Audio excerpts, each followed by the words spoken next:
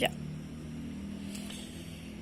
Angle relationships in parallel lines. The first thing we're gonna see is that we have two parallels. In this case, the first parallel is a side, that is AG.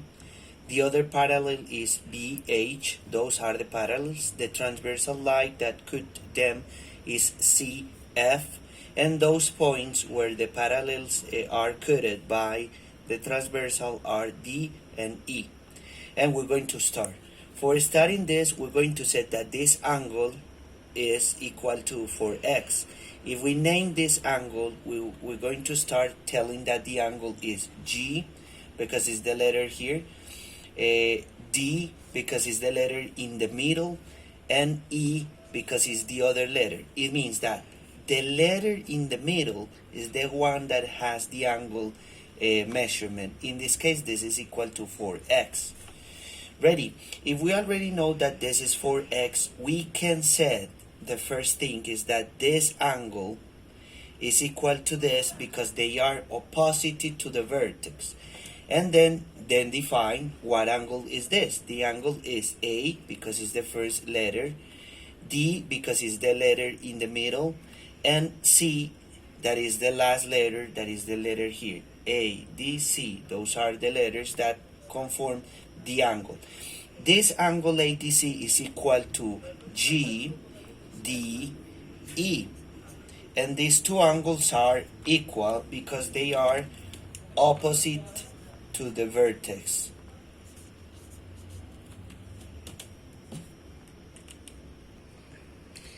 We already defined that this is equal to 4x because they are together. It means that ADC angle is equal to 4x.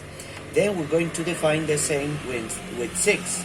6x is this angle, and the angle 6x is BE, that is the middle of the angle, F equal to 6x, and then the other angle, that is this angle, always because it's opposite of the vertex, is the same, is going to be 6x. What angle is this? The angle is H, that is this letter, E, that is the letter in the center, and D, that is the other letter, D.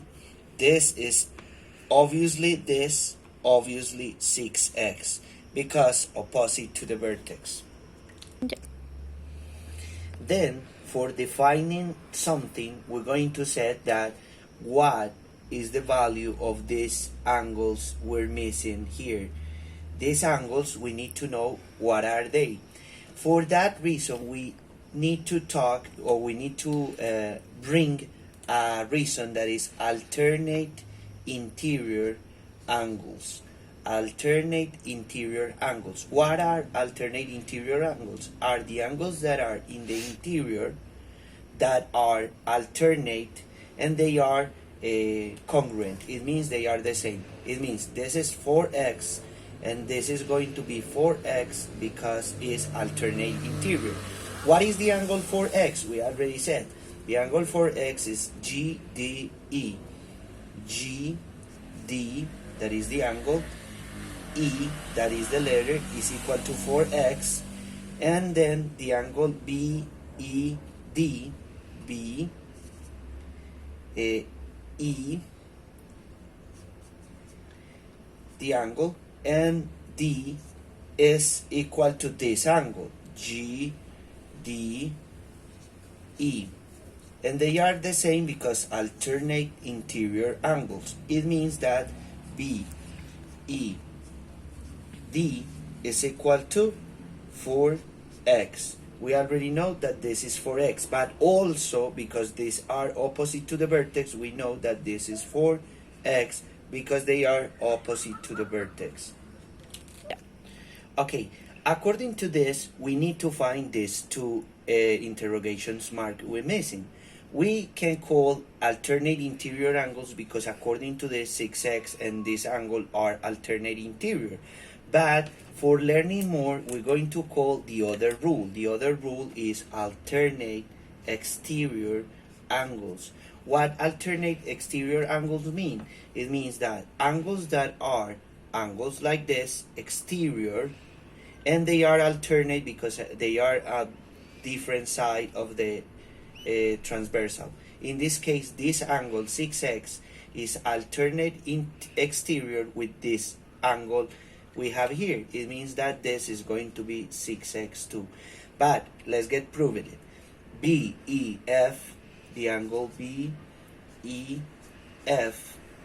that is equal to 6x, the angle is equal to BEF